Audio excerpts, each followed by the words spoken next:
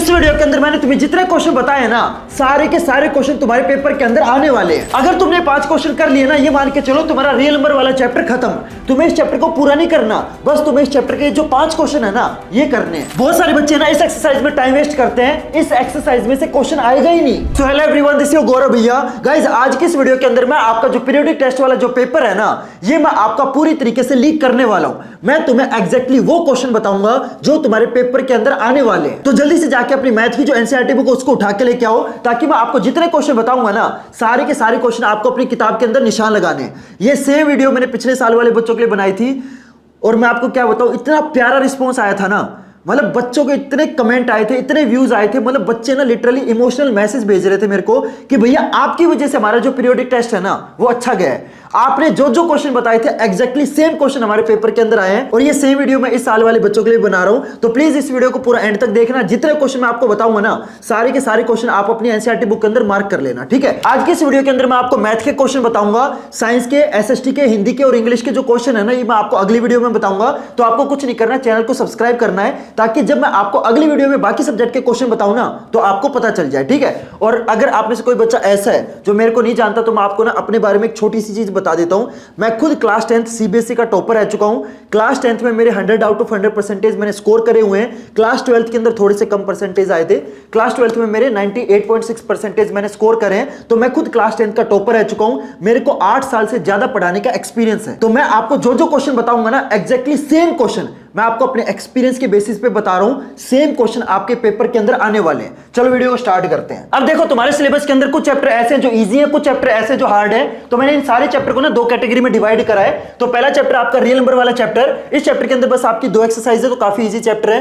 फिर आता है तुम्हारा क्वाड्रेटिक इक्वेशन वाला चैप्टर। इस चैप्टर के अंदर बस 2 टॉपिक है, फैक्टराइजेशन और क्वाड्रेटिक फॉर्मूला। अगर आपने वो कर लिया ना, तो ये मान के चलो ये चैप्टर तुम्हें लिटरली फ्री के नंबर देगा। और इसके बाद ये दोनों चैप्टर है ना, ये दोनों के दोनों चैप्टर आपके फॉर्मूला बेस्ड है। यानी कि बस आपको इन चैप्टर में क्या करना है, फॉर्मूला पुट करना है, आंसर आ जाएगा। समझ रहे हो। और ये चारों के चारों चैप्टर आपके हाफ ईयरली वाले पेपर के अंदर 42 मार्क्स की वेटेज रखते हैं। मतलब अगर आपने 4 चैप्टर कर लिए ना, तो आपका जो हाफ ईयरली वाला जो पेपर है, जो आपका अगस्त में होगा, उसके अंदर आपके 42 मार्क्स पक्के हो गए। सिर्फ ये 4 चैप्टर करने से आपके 42 मार्क्स पक्के हो जाएंगे। और सबसे कमाल की बात यह कि ये चारों के चारों चैप्टर है ना, आपके इजी हैं, मतलब बहुत जल्दी भी हो जाएंगे और सबसे ज्यादा स्कोरिंग है। फिर आते हैं तुम्हारे हार्ड चैप्टर, जिसके अंदर पहला चैप्टर आपका ट्रायंगल वाला चैप्टर। इस चैप्टर के अंदर बहुत सारे बच्चों को जो प्रूव करने वाले जो क्वेश्चन है ना, ये बहुत ज्यादा मुश्किल लगते हैं। फिर आता तुम्हारा लीनियर इक्वेशन वाला चैप्टर। ये चैप्टर ना थोड़ा सा लेंथी, इसलिए बच्चों को मुश्किल लगता है। फिर आता तुम्हारा पॉलिनोमियल वाला चैप्टर। इस चैप्टर के अंदर बहुत सारे बच्चों को जो वर्ड प्रॉब्लम वाले जो क्वेश्चन है ना, ये बहुत ज्यादा परेशान करते हैं। तो बहुत सारे बच्चे ना, मतलब इस चैप्टर को ना पसंद नहीं करते।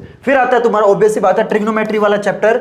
दुनिया जानती है ट्रिग्नोमेट्री वाले चैप्टर से बच्चों को कितना डर लगता है। और ये चारों चैप्टर की जो वेटेज है ना, वो आपके हाफ ईयरली वाले पेपर के अंदर टोटल 38 मार्क्स की है। इसीलिए मैं आपको सजेस्ट करूंगा कि पहले अपने जो इजी चैप्टर है इनको खत्म करना, क्योंकि सिर्फ और सिर्फ इन 4 चैप्टर से आपके जो 42 मार्क्स है ना, ये आपके सिक्योर हो जाएंगे, ठीक है। इसके बाद आपको अपने जो हार्ड चैप्टर है ये करने हैं। Clear everyone. अब मैं आपको ना चैप्टर वाइज इंपॉर्टेंट क्वेश्चन बताता हूं कि कौन कौन से ऐसे क्वेश्चन है जो आपको मतलब करने ही करने हैं। मतलब ये क्वेश्चन तो आपको किसी भी हाल में छोड़ने ही नहीं है, क्योंकि ये जितने क्वेश्चन मैं आपको बता रहा हूं ना, चाहे तुम्हारा पीरियोडिक टेस्ट हो, हाफ ईयरली हो, प्री बोर्ड हो, चाहे तुम्हारा फाइनल एग्जाम हो, हर पेपर के अंदर आपको ये जो क्वेश्चन है ना, पक्का देखने को मिलेंगे ही मिलेंगे। तो अब मैं आपको जितने क्वेश्चन बताऊं ना, सारे के सारे क्वेश्चन आपको अपनी एनसीईआरटी बुक के अंदर, या फिर आप अपनी जो मैथ की फेयर नोटबुक है ना, उसके अंदर नोट डाउन कर सकते हो, ठीक है। मैं तुम्हें इंपॉर्टेंट क्वेश्चन तो बताऊंगा ही बताऊंगा, साथ में मैं आपको जो एनसीईआरटी के जो मोस्ट इंपॉर्टेंट क्वेश्चन है ना, चाहे वो आपके एग्जाम्पल हो, चाहे वो आपके एक्सरसाइज के क्वेश्चन हो, सब कुछ मैं आपको बताने वाला हूं। बहुत सारे बच्चे ये सोचते हैं कि मैं ना सिर्फ जो एक्सरसाइज के क्वेश्चन है ना, इनको कर लूंगा और मेरा काम चल जाएगा।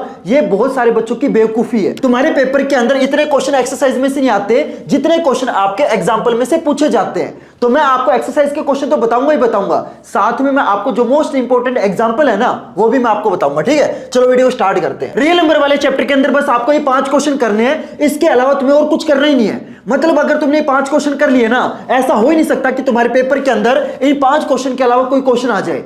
तुम्हें इस चैप्टर को पूरा नहीं करना, बस तुम्हें इस चैप्टर के 5 क्वेश्चन करने हैं, समझ रहे हो। और पहला क्वेश्चन है तुम्हारा, प्रूव दैट √2, √3, √5 इज इरेशनल। मतलब ये समझो, एक तरीके से पूरा चैप्टर एक तरफ और ये वाला जो क्वेश्चन है ना एक तरफ। पूरे चैप्टर के अंदर सबसे सबसे सबसे ज्यादा इंपॉर्टेंट जो क्वेश्चन है ना, दैट इज दिस क्वेश्चन। और ये क्वेश्चन मतलब मैं तुम्हें ये बोलूंगा, अगर ये क्वेश्चन तुम्हारे पेपर के अंदर ना आए ना, तुम इस चैनल को अनसब्सक्राइब कर देना। ऐसा हो ही नहीं सकता, चाहे तुम्हारा पीरियोडिक टेस्ट हो, हाफ ईयरली हो, कैसा भी पेपर हो, चाहे तुम्हारा फाइनल एग्जाम ही क्यों ना हो, ये क्वेश्चन आपके पेपर के अंदर पक्का आएगा तो आएगा। चाहे तुम्हें कुछ भी करना पड़ जाए, ये क्वेश्चन आपको हर हाल में करना ही करना है, समझ रहे हो। और इस क्वेश्चन के ऊपर बेस्ड आपका एग्जांपल नंबर 5 है, तो इसको भी कर लेना। और ये जो क्वेश्चन है ना, इरेशनल प्रूव करने वाला जो क्वेश्चन है, ये आपके पेपर के अंदर 3 नंबर का पूछा जाता है, ठीक है। और इस टाइप के क्वेश्चन को आपको पता होगा कि कॉन्ट्राडिक्शन वाले मेथड से करा जाता है। तो इस क्वेश्चन को जहां पे मार्क करे हो ना अपनी एनसीईआरटी बुक के अंदर, अपनी फेयर नोटबुक के अंदर, तो इस क्वेश्चन के बराबर में क्या लिखो, वीआईपी लिख लो, ताकि आपको पता चल जाए कि ये जो क्वेश्चन है ना, ये आपका सबसे इंपॉर्टेंट क्वेश्चन है। Clear everyone. इसके बाद आपका अगला क्वेश्चन आता है, जो कि आपका पहले क्वेश्चन का ही थोड़ा सा एडवांस वर्जन है। तो ये क्वेश्चन भी बहुत ज्यादा इंपॉर्टेंट है, और ये दोनों क्वेश्चन आपके कॉन्ट्राडिक्शन वाले मेथड से करे जाते हैं। जो दूसरा क्वेश्चन है ना, ये आपको एक्सरसाइज नंबर 1.2 के अंदर आपको मिल जाएगा, और ये क्वेश्चन भी आपका पेपर के अंदर 3 नंबर का पूछा जाता है। तो इस क्वेश्चन को भी कर लेना। फिर आता है आपका तीसरा क्वेश्चन, जो कि आपका वीआईपी क्वेश्चन है। ये क्वेश्चन भी आपका बहुत ज्यादा इंपॉर्टेंट क्वेश्चन है। इस क्वेश्चन के अंदर देखो क्या बोला गया है, given that HCF of these two number is 9, find the LCM of these two number. अब देखो इस क्वेश्चन को आपको इस आइडेंटिटी का यूज करके आपको सोल्व करना है। इस आइडेंटिटी में क्या होता है, first number into second number will be equal to HCF of both number into LCM of both number. ये जो आइडेंटिटी है ना, ये आइडेंटिटी आपको फ्री के 2 नंबर देगी, क्योंकि इस आइडेंटिटी के ऊपर बेस्ड आपका पेपर के अंदर 2 नंबर का क्वेश्चन पक्का आएगा ही आएगा। तो जहां पे भी मार्क कर रहे हो ना, वहां पे आप इस थर्ड क्वेश्चन के बराबर में वीआईपी लिख लो। एक तो पहला क्वेश्चन आपका वीआईपी है, और एक जो तीसरा क्वेश्चन ये आपका वीआईपी है, ठीक है। तो ये जो आइडेंटिटी है ना, इसके ऊपर बेस्ड आपका पेपर के अंदर एक शॉर्ट क्वेश्चन आएगा, जो कि आपका ऑब्वियस सी बात है 2 नंबर का आएगा। इस टाइप के क्वेश्चन में आपको ये जो आइडेंटिटी है ना, ये आपको अच्छे से आनी चाहिए। अगर आपको आइडेंटिटी आती है ना, ये समझ लो ये जो क्वेश्चन है ये आपको लिटरली फ्री के 2 नंबर देगा। तो ये वाली जो आइडेंटिटी है इसको बिल्कुल रट लेना, ठीक है।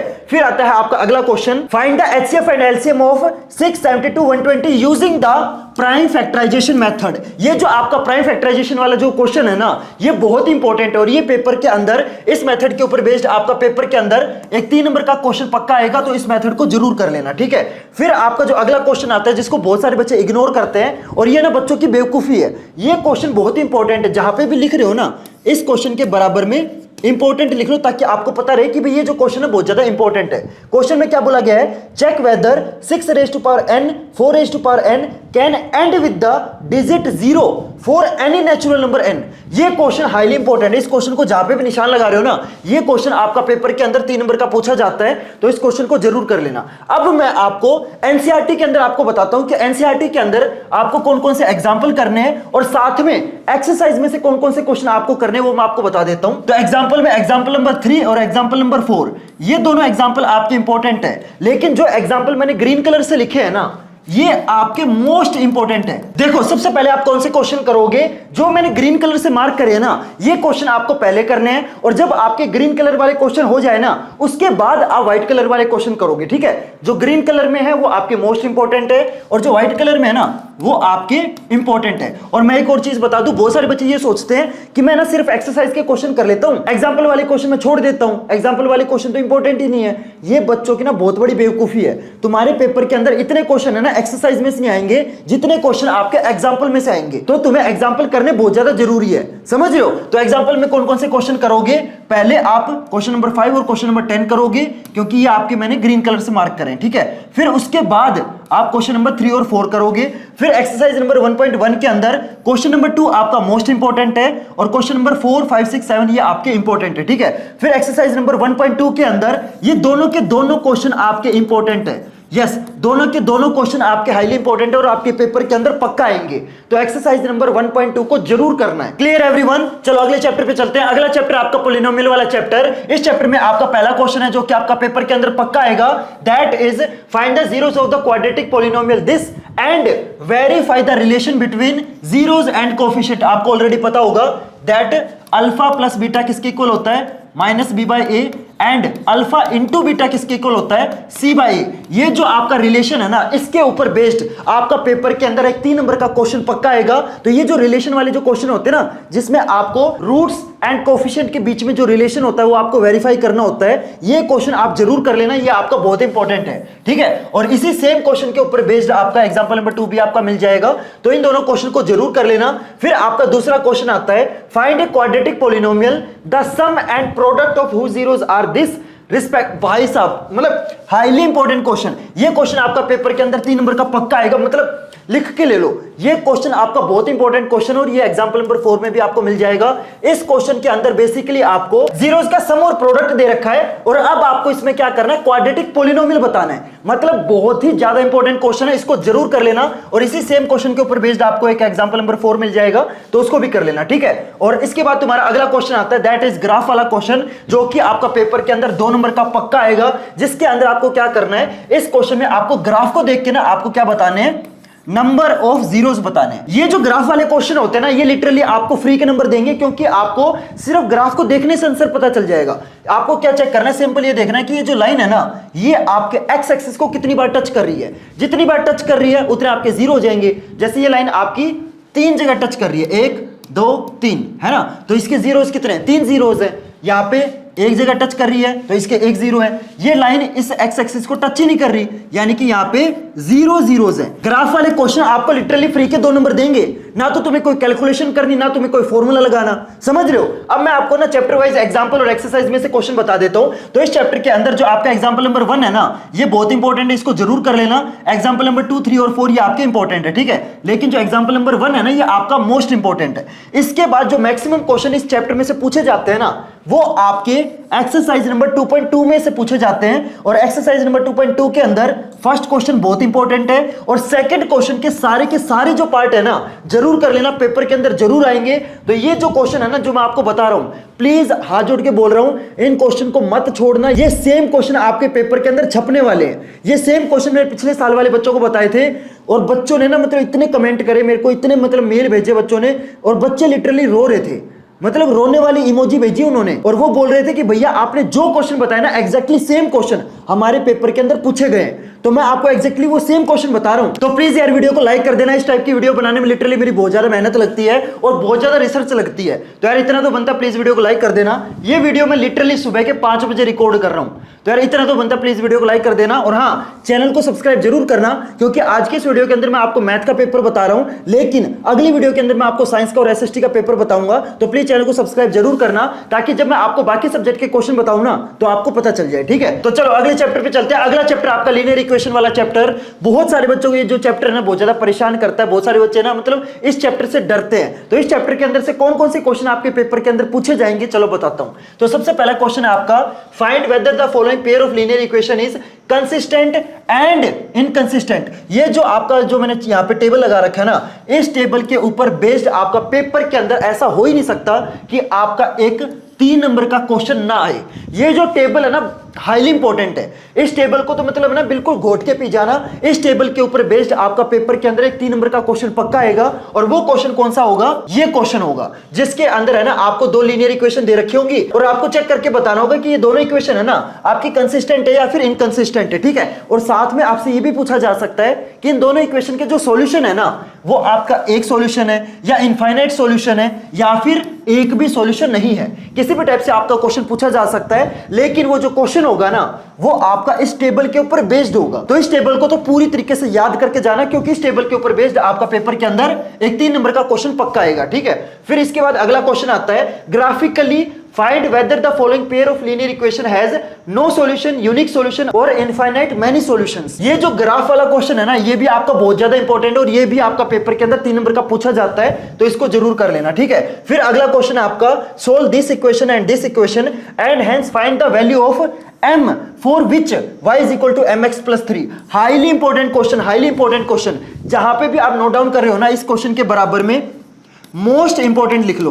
क्यों? क्योंकि ये क्वेश्चन आपका पेपर के अंदर गारंटी दे रहा हूं, ये क्वेश्चन आपका पेपर के अंदर जरूर आएगा। और कितने नंबर का आएगा? 3 नंबर का आएगा। तो इस क्वेश्चन को बिल्कुल मत छोड़ना। जहां पे भी निशान लगा रहे हो ना, इस क्वेश्चन के बराबर में ऐसे ना एक स्टार मार्क कर लेना, ठीक है, ताकि तुम्हें पता रहे कि ये जो क्वेश्चन है ये आपका मोस्ट इंपॉर्टेंट क्वेश्चन है।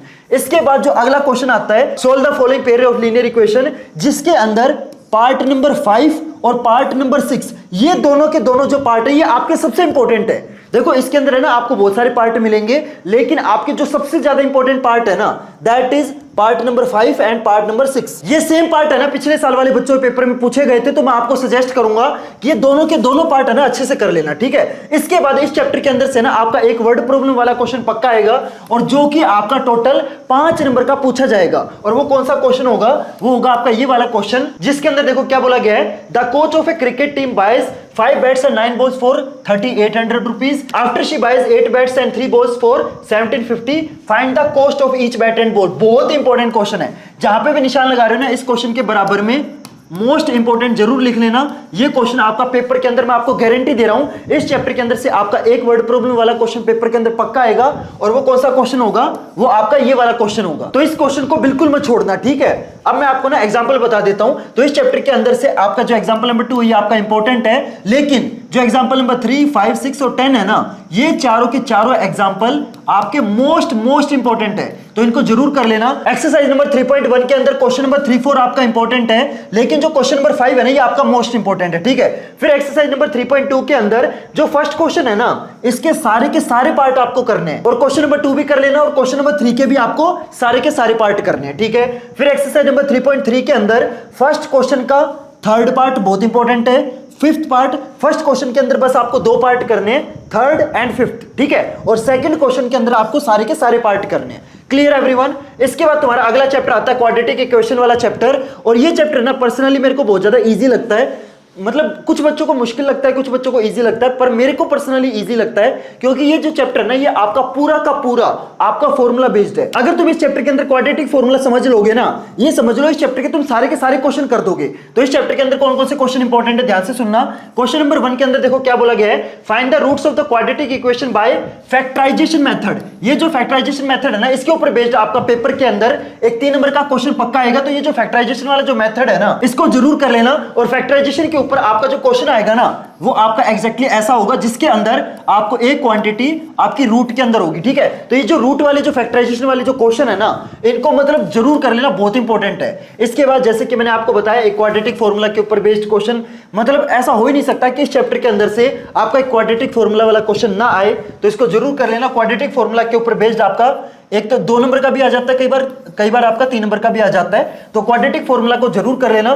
फिर इसके बाद मैं आपको एक चीज बताऊं, क्वाड्रेटिक फॉर्मूला के ऊपर जो बेस्ड क्वेश्चन आएगा वो कौन से टाइप का होगा, जिसके अंदर आपको ना डिस्क्रिमिनेंट निकालना होगा। डिस्क्रिमिनेंट क्या होता है?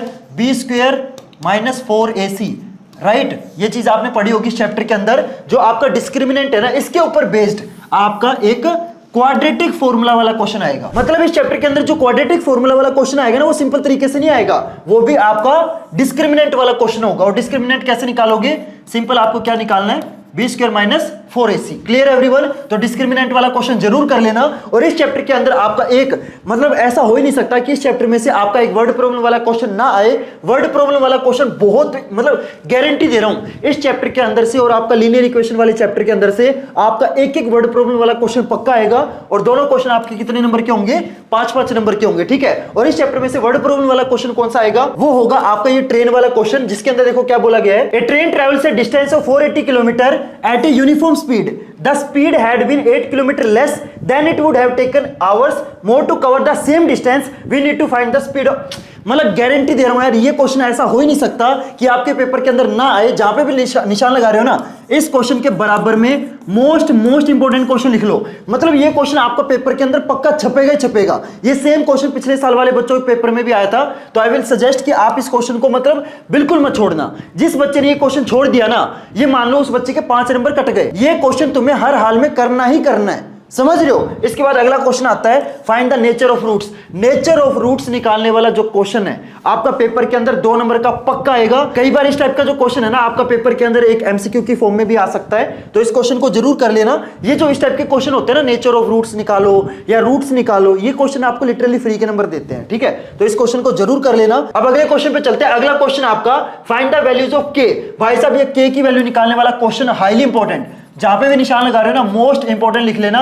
ये क्वेश्चन भी आपका पेपर के अंदर 3 नंबर का पक्का आएगा, जिसके अंदर है ना आपको रूट्स का नेचर तो बता रखा होगा। जैसे इसमें बता रखा है कि जो रूट्स है ना वो आपके इक्वल है। तो अब आपको क्या करना है, कंडीशन आपको दे रखी है, अब आपको इस के की वैल्यू निकालनी है। जब आपको कंडीशन दे रखी है, इक्वल रूट्स की कंडीशन क्या होती है कि उसके अंदर जो आपका डिस्क्रिमिनेंट होता है, यानी कि जो आपका बी स्क्वायर माइनस 4ac की जो वैल्यू होती है ना, वो हमेशा 0 के इक्वल होती है। तो अब आपको इस कंडीशन को यूज करके आपको क्या करना है, के की वैल्यू निकालनी है। ये क्वेश्चन भी आपको भाई साहब मतलब लिटरली फ्री के 3 नंबर देता है। इस क्वेश्चन में आपको कुछ नहीं करना, सिंपल आपको कैलकुलेशन करनी है, ठीक है। फिर आपका अगला क्वेश्चन आता है फाइंड द डिस्क्रिमिनेंट। मैं आपको ऑलरेडी बता चुका हूं डिस्क्रिमिनेंट कैसे निकालोगे। सिंपल आपको क्या करना है, फॉर्मूला लगाना है बी स्क्वायर माइनस 4ac, और इसमें आपको कंडीशन पता होती है, जब आपका डिस्क्रिमिनेंट अगर आपका मोर देन 0 आ जाए ना, तो जो आपके रूट्स होंगे वो आपके दोनों अलग अलग रूट्स होंगे। अगर आपका डिस्क्रिमिनेंट 0 आ जाए तो जो रूट्स होंगे वो आपके इक्वल रूट्स होंगे, और अगर आपका डिस्क्रिमिनेंट 0 से छोटा आ जाए तो वहां पे जो आपके रूट्स है वो एग्जिस्ट ही नहीं करेंगे। Clear everyone? अब मैं आपको एनसीईआरटी के क्वेश्चन बताता हूं। तो इस चैप्टर के अंदर एग्जांपल नंबर 1 कर लेना, लेकिन जो एग्जांपल नंबर 3, 4, 5, 7 है ना, ये 4 एग्जांपल आपके मोस्ट इंपॉर्टेंट है, इनको बिल्कुल मत छोड़ना। और एग्जांपल नंबर 9 भी कर लेना, ठीक है। एक्सरसाइज नंबर 4.1 के अंदर क्वेश्चन नंबर 2 के सारे पार्ट कर लेना, इंपॉर्टेंट है। एक्सरसाइज नंबर 4.2 के अंदर फर्स्ट क्वेश्चन के सारे पार्ट कर लेना। क्वेश्चन नंबर 3, 4, 5, 6 ये चारों के चारों क्वेश्चन आपके हाईली इंपॉर्टेंट है, इनको पक्का कर लेना, ठीक है। फिर एक्सरसाइज नंबर 4.3 के अंदर फर्स्ट क्वेश्चन के सारे पार्ट करने हैं, और सेकंड क्वेश्चन के भी आपको सारे पार्ट करने हैं, ठीक है। इस चैप्टर में इन क्वेश्चन के अलावा आपको एक भी क्वेश्चन करने की कोई जरूरत नहीं है। अगर तुमने इतने क्वेश्चन भी कर लिए ना, ये मान के चलो तुम्हारे इस चैप्टर में से एक भी नंबर नहीं कटेगा। बस तुम्हें क्या करना है, जितने क्वेश्चन मैंने आपको बताए, जितने क्वेश्चन में मैंने आपको निशान लगवाया ना, इनको घोट के पी जाना, इनको कुछ मत करना। इन सारे क्वेश्चन को ना मिक्सी में डालना, शेक बनाना और पी जाना। अगर तुमने एक क्वेश्चन छोड़ दिया ना, तुम्हारा बहुत ज्यादा नुकसान हो जाएगा। फिर मेरे को मत बोलना भैया आपने बताया नहीं था, मैं आपको पहले बता रहा हूं। और मैं आपको एक और चीज बता दूं, अगर तुम ये सोच रहे हो ना कि मैं सिर्फ एनसीईआरटी कर लूंगा मेरा काम चल जाएगा, एक बार है ना तुम पिछले साल का ना मैथ का पेपर उठा के देखो, बच्चे ना लिटरली रो रहे थे। पता है क्यों? क्योंकि उन्होंने ना नए टाइप के क्वेश्चन नहीं करे। और मैं आपको सजेस्ट करूंगा कि अगर तुम ऐसे बच्चे हो जो ये सोच रहा है ना कि मैं सिर्फ एनसीईआरटी कर लूंगा काम चल जाएगा, तुम बहुत ही बड़ी बेवकूफी कर रहे हो। क्योंकि तुम्हारे पेपर के अंदर बहुत सारे नए टाइप के क्वेश्चन सीबीएसई ने इंट्रोड्यूस कर दिए हैं। जैसे आपके कॉम्पिटेंसी बेस्ड क्वेश्चन है, लेकिन बच्चों को ना सिर्फ कॉम्पिटेंसी बेस्ड क्वेश्चन के बारे में पता है। पेपर के अंदर सिर्फ और सिर्फ कॉम्पिटेंसी बेस्ड क्वेश्चन नहीं आएंगे, उसके अलावा भी ना सीबीएसई ने बहुत सारे नए टाइप के क्वेश्चन डाले हैं। जैसे कि आपके सोर्स बेस्ड क्वेश्चन हो गए, तुम्हारे सोर्स इंटीग्रेटेड क्वेश्चन हो गए, तुम्हारे कंस्ट्रक्टेड रिस्पांस वाले क्वेश्चन हो गए, तुम्हारे सिलेक्टेड रिस्पांस वाले क्वेश्चन हो गए, तुम्हारे असर्शन एंड रीजन वाले क्वेश्चन हो गए, तुम्हारे वैल्यू बेस्ड क्वेश्चन हो गए। ये जितने भी आपके, और साथ में तुम्हारे रियल लाइफ वाले क्वेश्चन हो गए, ये जितने भी नए टाइप के क्वेश्चन है ना, ये आपके एनसीईआरटी बुक के अंदर है ही नहीं। और ये सारे के सारे क्वेश्चन आपके पेपर के अंदर पूछे जाएंगे। तो सिर्फ एनसीईआरटी करने से काम नहीं चलेगा भाई, क्योंकि इनमें से एक भी क्वेश्चन आपके एनसीईआरटी बुक के अंदर है ही नहीं। तो तुम्हें कोई ना कोई रेफरेंस बुक लेनी पड़ेगी। और मैंने ना इसी प्रॉब्लम को सोल्व करने के लिए मैंने क्या करा, आपके जितने भी पब्लिकेशन के क्वेश्चन बैंक हो, चाहे प्रीवियस ईयर क्वेश्चन हो, चाहे रिवीजन बुक हो, चाहे आपके एनसीईआरटी बुकलेट हो, जितने भी आपकी बुक्स है ना, सारी की सारी बुक मैंने खुद अपने पैसे से परचेज करी। उनको मैंने अच्छे से पढ़ा, अच्छे से एनालाइज करा, और उनको ना एनालाइज करने के बाद मैंने ना एक बुक चूज करी जो कि आपके लिए सबसे बेस्ट रहेगी। क्योंकि मैंने ना बहुत सारी पब्लिकेशन की बुक देखी और मैंने उनमें ना एक चीज नोटिस करी कि सभी बुक्स के अंदर है ना आपको कॉम्पिटेंसी बेस्ड क्वेश्चन मिल जाएंगे, आपको पीवाईक्यूज तक मिल जाएंगे, लेकिन जितने भी आपकी ये सोर्स इंटीग्रेटेड क्वेश्चन है, या फिर आपके कंस्ट्रक्टेड रिस्पांस वाले क्वेश्चन है, सिलेक्टेड रिस्पांस वाले क्वेश्चन है, ये क्वेश्चन जो नए टाइप के क्वेश्चन है ना, इनमें से एक भी क्वेश्चन उन बुक्स के अंदर है ही नहीं। बहुत सारे बच्चों को ये पता ही नहीं कि सिर्फ कॉम्पिटेंसी बेस्ड क्वेश्चन नए क्वेश्चन नहीं है, उसके अलावा भी बहुत सारे नए टाइप के क्वेश्चन है। जैसे कि आपके सोर्स इंटीग्रेटेड क्वेश्चन हो गए, कंस्ट्रक्टेड रिस्पांस वाले क्वेश्चन हो गए, सिलेक्टेड रिस्पांस वाले क्वेश्चन हो गए, आपके रियल लाइफ वाले क्वेश्चन हो गए। ये जितने भी आपके नए टाइप के क्वेश्चन है ना, ये आपके पेपर के अंदर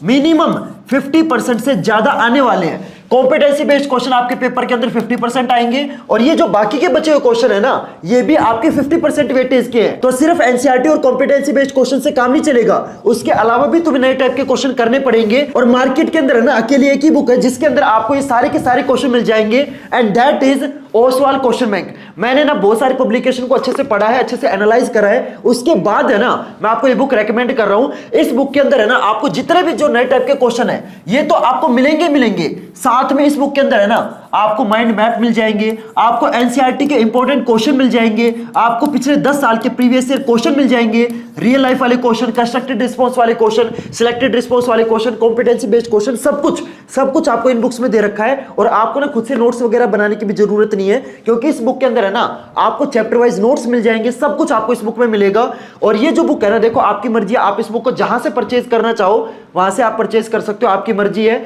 लेकिन अगर आप इस बुक को मेरे लिंक से परचेज करोगे ना, तो एक बुक के ऊपर आपको 150 रुपए का कैशबैक मिलेगा। अगर आप 2 बुक परचेज करोगे, आप देख सकते हो मेरे पास है ना मैथ का क्वेश्चन बैंक भी है, मेरे पास साइंस का क्वेश्चन बैंक भी है, मेरे पास इंग्लिश का क्वेश्चन बैंक भी है, और मेरे पास एसएसटी का क्वेश्चन बैंक भी है। तो मैंने ना सारे क्वेश्चन बैंक खुद अपने पैसे से परचेज करे हैं। और देखो यार, आपकी मर्जी, आप इन बुक्स को जहां से परचेज करना चाहो ना वहां से परचेज कर सकते हो। लेकिन अगर आप इन बुक्स को मेरे डिस्क्रिप्शन वाले लिंक से लोगे ना, तो एक बुक के ऊपर आपको 150 रुपए का कैशबैक मिलेगा।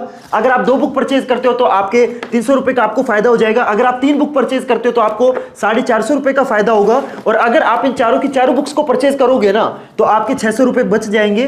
तो मैंने आपको इन बुक्स को परचेज करने का जो लिंक है ऑलरेडी मैंने आपको डिस्क्रिप्शन बॉक्स में दे रखा है। जल्दी से जाके इन बुक्स को परचेज करो।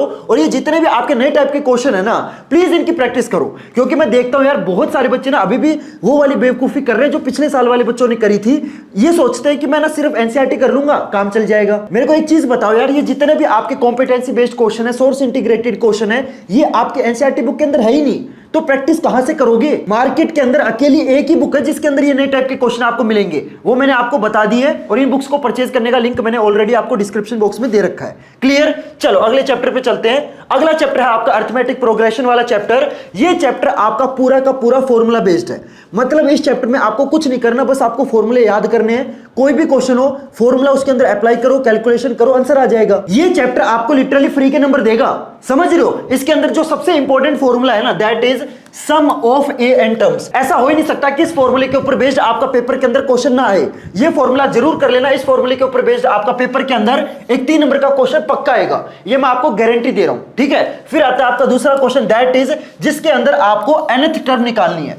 मतलब भाई साहब ये क्वेश्चन, मतलब तुम है ना पिछले 10 साल का ना मैथ का कोई पेपर उठा के देख लो, चाहे तुम प्री बोर्ड का पेपर देख लो, चाहे तुम हाफ ईयरली का देख लो, चाहे तुम सीबीएसई का फाइनल पेपर देख लो, हर पेपर के अंदर आपको ये सेम क्वेश्चन, जिसके अंदर आपको nth टर्म निकालने के लिए बोला जाएगा, सेम क्वेश्चन आपका पेपर के अंदर शॉर्ट क्वेश्चन में आएगा, 2 नंबर का पक्का बन के आएगा। तो ये वाला जो फॉर्मूला है ना, ये भी आपको अच्छे से करना है। और एक आपका इस चैप्टर में से पक्का गारंटी दे रहा हूं, एक एमसीक्यू जरूर आएगा, दैट विल बी ऑफ, जिसमें आपको कॉमन डिफरेंस निकालना है। ये क्वेश्चन आपको लिटरली फ्री का ना 1 नंबर देगा, क्योंकि ये सबसे इजी क्वेश्चन होता है। ये तीनों के तीनों फॉर्मूले ना आपको लिटरली फिंगर टिप्स पे याद होनी चाहिए। ये फॉर्मूले आपको लिटरली फ्री के नंबर देंगे, समझ लो मेरी बात। अब मैं आपको ना एनसीईआरटी के क्वेश्चन बताता हूं। तो इस चैप्टर में जो एग्जांपल है ना, वो बहुत ज्यादा इंपॉर्टेंट है।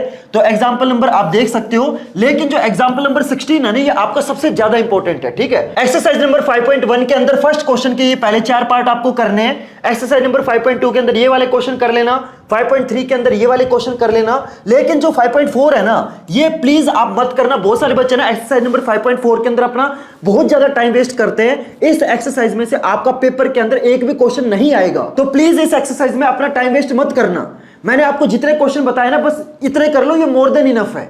अगर तुम इतने क्वेश्चन भी कर लोगे ना, इस चैप्टर में से तुम्हारा एक भी नंबर नहीं कटेगा, समझ रहे मेरी बात। इसके बाद तुम्हारा अगला चैप्टर आता है ट्रायंगल वाला चैप्टर। ओ भाई साहब, ओ भाई साहब, बहुत सारे बच्चे इस चैप्टर को लेके इतना टेंशन में रहते हैं ना, बच्चों को पता ही नहीं होता कि कौन सा क्वेश्चन करना है, कौन सा छोड़ना है। अब मैं आपको जितने क्वेश्चन बताऊंगा ना, अगर तुमने उतने क्वेश्चन भी कर लिए ना, मैं आपको गारंटी दे रहा हूं, ये चैप्टर आपका लिटरली फेवरेट चैप्टर बन जाएगा। बस आपको जितने क्वेश्चन मैं आपको बता रहा हूं इतने करने हैं। ठीक है, सबसे पहला क्वेश्चन है जो कि आपका पेपर के अंदर, गारंटी दे रहा हूं, आपका पेपर के अंदर 5 नंबर का पक्का आएगा। That will be based on theorem number 6.1, जो कि है आपकी बेसिक प्रोपोर्शनैलिटी वाली थ्योरम। इस थ्योरम के ऊपर बेस्ड एक मैं आपको गारंटी दे रहा हूं, मैं आपको गारंटी दे रहा हूं, इस थ्योरम के ऊपर बेस्ड आपका पेपर के अंदर एक क्वेश्चन ऐसा हो ही नहीं सकता कि ना आए, पक्का आएगा। ठीक है, तो जहां पे भी निशान लगा रहे हो ना, इस थ्योरम के बराबर में वीआईपी लिख लो, ताकि तुम्हें पता रहे कि ये थ्योरम आपको करनी है। क्लियर? फिर अगला जो क्वेश्चन आएगा ना, that will be based on similarity of triangle, जो कि आपको प्रूव करनी होगी। और ऑब्वियस सी बात है, ये क्वेश्चन भी आपका पेपर के अंदर 5 नंबर का आएगा, जिसमें आपको ना कंडीशन पता होनी चाहिए कि 2 ट्रायंगल को सिमिलर प्रूव करने के लिए क्या क्या कंडीशन लगती है। चाहे वो आपका SAS हो, चाहे SSS हो, चाहे AAA हो, चाहे ASA हो, या फिर आपका AA हो। समझ रहे हो, ये कंडीशन आपको पता होनी चाहिए कि अगर मेरे को दो ट्रायंगल सिमिलर प्रूव करने हैं ना, तो मेरे को कौन सा रूल फॉलो करना है। इन पांचों रूल में से ना आपका पेपर के अंदर एक रूल पक्का आएगा जो कि 5 नंबर का होगा। समझ रहे हो, तो ये जरूर कर लेना, ठीक है। इसके बाद जो अगली थ्योरम है ना, ये भी बहुत ही ज्यादा इंपॉर्टेंट थ्योरम है, दैट इज थ्योरम नंबर 6.2, जो कि है आपकी मिड पॉइंट थ्योरम। इस थ्योरम के ऊपर बेस्ड आपका पेपर के अंदर एक 3 नंबर का क्वेश्चन आएगा। इस चैप्टर में बस आपको 2 थ्योरम करनी है, एक है आपकी बीपीटी और दूसरी है आपकी मिड पॉइंट थ्योरम। जो बच्चा इन थ्योरम को छोड़ देगा ना, मेरे को फिर मत बोलना भैया आपने बताया नहीं था। इन दोनों थ्योरम के ऊपर बेस्ड क्वेश्चन पक्का आता है, ठीक है। और कुछ फर्क नहीं है, जैसे ये बीपीटी थ्योरम है, ये मिड पॉइंट थ्योरम है ना, बीपीटी का ही कन्वर्स है, तो दोनों बहुत ही इजी है, समझ रहे हो। और इन थ्योरम के ऊपर बेस्ड क्वेश्चन पक्का आएगा, तो जरूर कर लेना। इस थ्योरम के बराबर में भी वीआईपी लिख लो, ठीक है। और इसके बाद जो एग्जांपल नंबर 2 है, ये भी आपका वीआईपी है, इसको जरूर कर लेना, बहुत इंपॉर्टेंट एग्जांपल है। फिर एग्जांपल नंबर 3 कर लेना, बहुत ज्यादा इंपॉर्टेंट एग्जांपल है। और एग्जांपल नंबर 7, ये मैं आपको जितने एग्जांपल दिखा रहा हूं ना, ये आपको छोड़ने नहीं है, ये आपको हर हाल में करने ही करने हैं। ये सेम एग्जांपल आपके पिछले 5 साल के पेपर में बार बार रिपीट हो रहे हैं, और इस बार भी आपके चाहे फाइनल एग्जाम हो, चाहे तुम्हारा प्री बोर्ड वाला एग्जाम हो, चाहे तुम्हारा हाफ ईयरली हो, चाहे तुम्हारा पीरियोडिक टेस्ट हो, हर पेपर के अंदर ये सेम क्वेश्चन पूछे जाते हैं। लेकिन बच्चे क्या करते हैं, इन्हीं क्वेश्चन को इग्नोर कर देते हैं। ऐसी बेवकूफी मत करना, ये सेम क्वेश्चन आपके पेपर के अंदर छपने वाले हैं, समझ रहे हो। अब मैं आपको ना एनसीईआरटी के क्वेश्चन बता देता हूं। तो एग्जांपल नंबर 2 और 3 और 7 तो ऑब्वियस सी बात है, मैंने आपको दिखा दिए। ये तीनों एग्जांपल आपके मोस्ट इंपॉर्टेंट है। तो आप पहले कौन से एग्जांपल करोगे, एग्जांपल नंबर 2, एग्जांपल नंबर 3 और एग्जांपल नंबर 7, ये आपको पहले करने। जब ये तीनों एग्जांपल हो जाए ना, इसके बाद एग्जांपल नंबर 5, 6 और 8 भी कर लेना, ठीक है। एक्सरसाइज नंबर 6.1 में टाइम वेस्ट मत करना। इस एक्सरसाइज में से आपका एक भी क्वेश्चन पेपर के अंदर नहीं आएगा। बहुत सारे बच्चे ना इस एक्सरसाइज में टाइम वेस्ट करते हैं, प्लीज मत करना, इसमें से क्वेश्चन नहीं आएगा, ठीक है। तो इसको इग्नोर कर देना। एक्सरसाइज नंबर 6.2 में कौन कौन से क्वेश्चन करोगे, फर्स्ट और फोर्थ कर लेना, ये दोनों के दोनों मोस्ट इंपॉर्टेंट है। थर्ड, फिफ्थ, सिक्स, नाइन्थ और 10th ये आपके इंपॉर्टेंट है, ठीक है। एक्सरसाइज नंबर 6.3 के अंदर थर्ड, फोर्थ, फिफ्थ ये कर लेना। 7th, 9th और 11th आपके मोस्ट इंपॉर्टेंट है, ठीक है। पहले कौन से क्वेश्चन करोगे, जो मैंने ग्रीन कलर से मार्क करे। जब आपके ग्रीन वाले क्वेश्चन हो जाए ना, उसके बाद जो व्हाइट कलर वाले क्वेश्चन ही आपको करने हैं, ठीक है। अब चलते हैं अगले चैप्टर पे, जो कि है आपका कोऑर्डिनेट ज्योमेट्री वाला चैप्टर। पूरा का पूरा चैप्टर आपका फॉर्मूला बेस्ड है, और ये चैप्टर मेरे को पर्सनली बहुत ज्यादा इजी लगता है। इस चैप्टर में आपको कुछ नहीं करना, बस इस चैप्टर में 2 टॉपिक है, एक आपका डिस्टेंस फॉर्मूला, एक आपका सेक्शन फॉर्मूला। जिस बच्चे ने ये दोनों फॉर्मूले कर लिए ना, ये मानो ये चैप्टर आपको लिटरली फ्री के 8 नंबर देगा भाई। बस आपको 2 फॉर्मूले याद करने हैं। पहला फॉर्मूला आपका सेक्शन फॉर्मूला और दूसरा फॉर्मूला आपका डिस्टेंस फॉर्मूला। इन दोनों फॉर्मूले के ऊपर बेस्ड आपका पेपर के अंदर ऐसा हो ही नहीं सकता कि आपका क्वेश्चन ना आए। दोनों फॉर्मूले प्लीज कर लेना। सेक्शन फॉर्मूला के ऊपर बेस्ड आपका 3 नंबर का क्वेश्चन आएगा, और डिस्टेंस फॉर्मूला के ऊपर बेस्ड आपका 2 नंबर का क्वेश्चन पक्का आएगा। तो प्लीज इन दोनों फॉर्मूलों को अच्छे से कर लेना। जहां पे भी निशान लगा रहे हो ना, दोनों फॉर्मूले के बराबर में वीआईपी लिख लो, मतलब ये दोनों के दोनों फॉर्मूले आपको हर हाल में करने ही करने हैं, क्लियर। इसके बाद जो तीसरा क्वेश्चन है ना, that is in what ratio does the point this divide the line segment joining the point this and this. भाई साहब, ये रेशो वाला क्वेश्चन मतलब सेक्शन फॉर्मूला बेस्ड क्वेश्चन है ये आपका।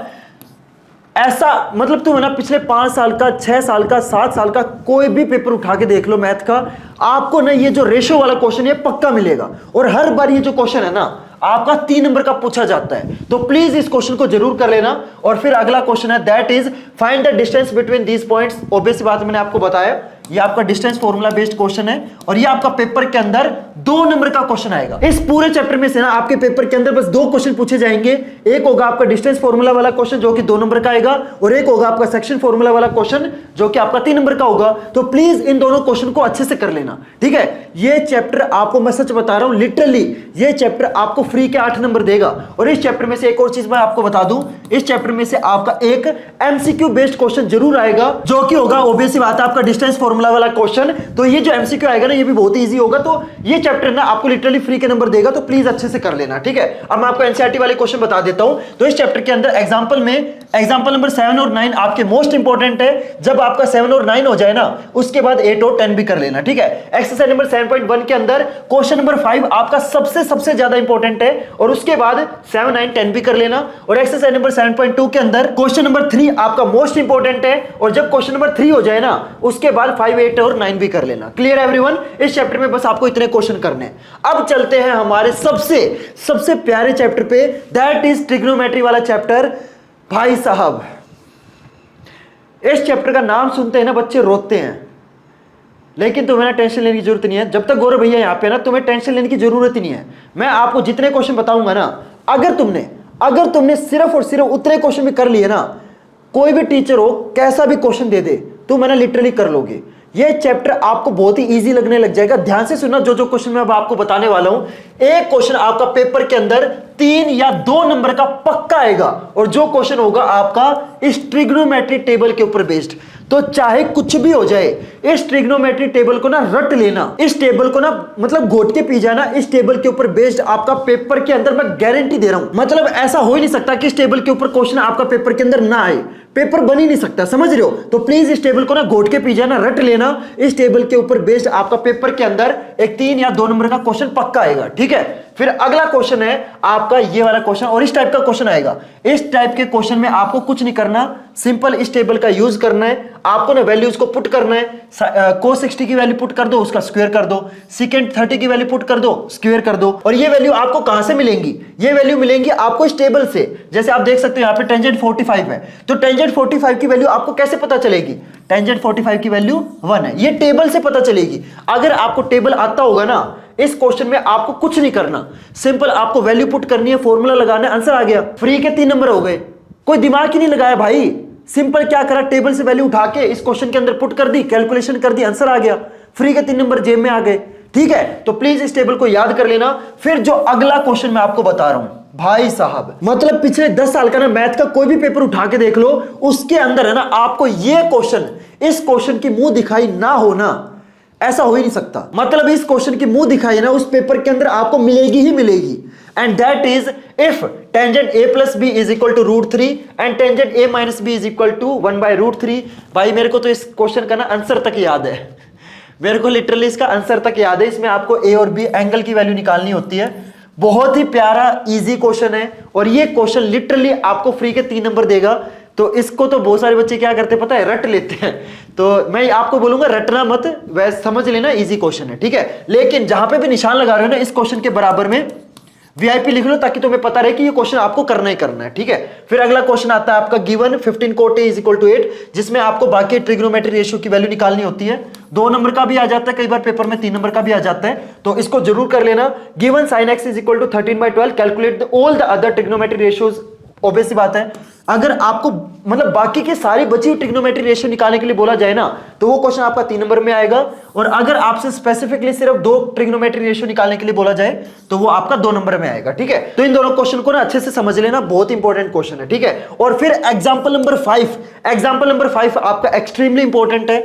जहां पे भी निशान लगा रहे हो ना, वीआईपी लिख लेना, बहुत ही इंपॉर्टेंट एग्जाम्पल, इसको जरूर करना है, ठीक है। इसके बाद भाई साहब मतलब पूरा चैप्टर एक तरफ और ये वाले जो क्वेश्चन है ना एक तरफ।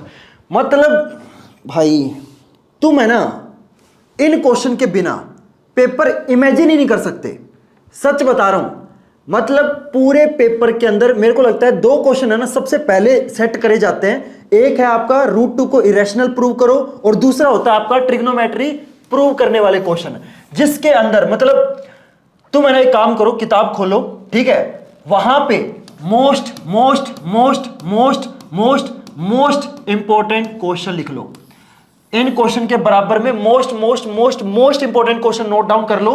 दैट इज एग्जांपल नंबर 10, 11, 12 और एक्सरसाइज नंबर 8.3 का 4th क्वेश्चन के सारे पार्ट। जिस बच्चे ने ये क्वेश्चन छोड़ दिए ना भाई, ये मान लो तुमने एक तरीके से पूरा का पूरा चैप्टर ही छोड़ दिया। मतलब पूरा चैप्टर एक तरफ और ये वाले क्वेश्चन एक तरफ, समझ लो। सबसे पहले तो नहीं करने, ऑब्वियस बात है, सबसे पहले करोगे तो तुम्हें फिर बाकी क्वेश्चन समझ नहीं आएंगे। लेकिन ये क्वेश्चन आपके एक्सट्रीमली इंपॉर्टेंट क्वेश्चन है, ये आपको छोड़ने ही नहीं है, हर हाल में करने ही करने हैं, समझ रहे हो, करने हैं बस। 100 बातों की एक बात करने हैं। Clear everyone? मैं तुम्हें दिखा भी देता हूं मैं किन क्वेश्चंस की बात कर रहा हूं, तो मैं इन क्वेश्चंस की बात कर रहा हूं। तो इन क्वेश्चन के बराबर में ना एक काम करना, ट्रिपल वीआईपी क्वेश्चन लिख लेना, ठीक है। ये क्वेश्चन एक्सट्रीमली इंपॉर्टेंट है और आपके पेपर के अंदर 4 नंबर का पक्का आएगा ही आएगा। ऐसा हो ही नहीं सकता कि आपका पेपर के अंदर ये वाला क्वेश्चन ना आए, तो करना ही करना है, ठीक है।